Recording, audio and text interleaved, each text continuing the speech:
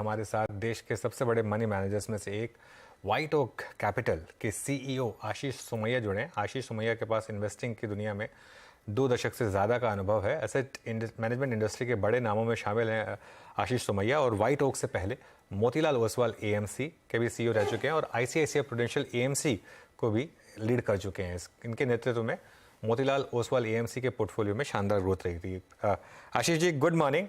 तो good morning. बताइए क्या करें इस समय मार्केट में? थोड़ा सा एक डर बैठा हुआ है, खासतौर से जो मिड कैप्स में पिछले 1 महीने में चल रहा है एक बहुत बड़ी रैली के बाद, लेकिन इस समय आपका व्यू क्या है ओवरऑल?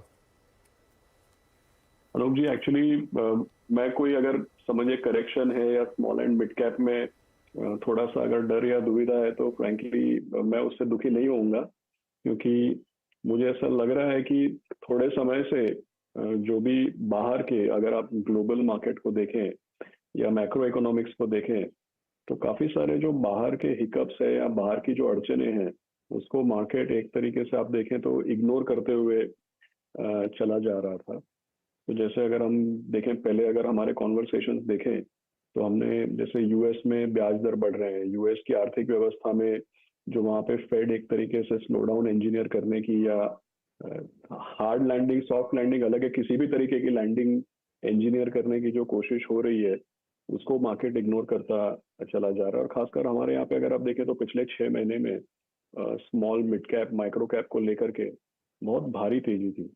और अगर यूएस में इंटरेस्ट रेट इस कदर बढ़ रहा है और उससे ऑब्वियसली हमारे करेंसी और इंटरेस्ट रेट्स पे भी अगर प्रेशर पड़ने वाला है तो उसको हम कब तक इग्नोर कर सकते हैं, ये एक सोचने वाली बात है। तो मुझे ऐसा लग रहा है कि एक तरीके से करेक्शन, बहुत कोई ज्यादा करेक्शन नहीं हुआ है लेकिन ओवरड्यू था, ऐसे मैं कहूँगा। एक इंटरेस्टिंग चीज मुझे आपसे पूछनी है आशीष जी कि बैंकों के इतने अच्छे नंबर्स के बावजूद, फॉर एग्जांपल आईसीआईसीआई बैंक का मतलब नंबर्स ठीक ठाक डिलीवर कर रहा है लेकिन स्टॉक ने चलना बंद कर दिया है 3 क्वार्टर से। प्राइवेट बैंकों में, स्पेशली लार्ज प्राइवेट बैंकों में, इवन एचडीएफसी बैंक ने भी काफी समय से कोई रिटर्न नहीं दिया है। ऐसा क्या रिस्क लग रहा है मार्केट को?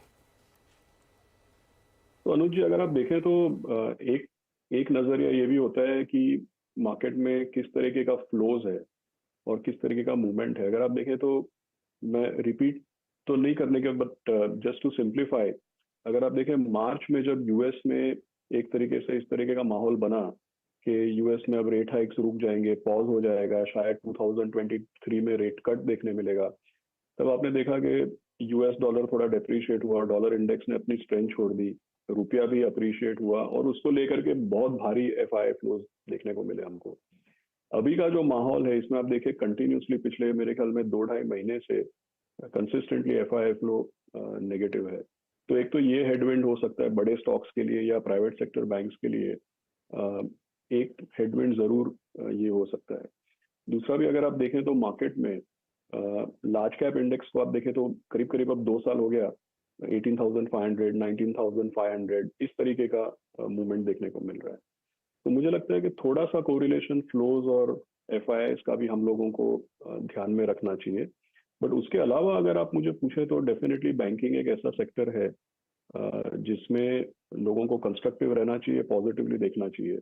अगर अच्छे रिजल्ट्स और अच्छे नतीजों के बावजूद केवल फ्लोज की वजह से, जो मुझे ऐसा लग रहा है कि फ्लोज का इसमें बड़ा योगदान है, बट अगर अच्छे नतीजों के बावजूद भी अगर फ्लोज की वजह से सप्रेस्ड रहता है तो एक मौका है।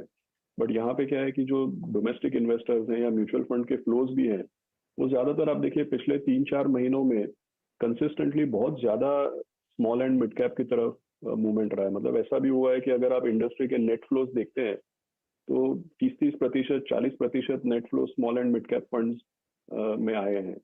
तो आप लोकल फ्लोज देखिए, ग्लोबल फ्लोज भी देखिए, तो भी आपको लगेगा कि भाई अच्छे नतीजों के बावजूद हम लोगों को बड़े बैंक्स में कोई एक्शन देखने को नहीं मिल रहा है। ओके।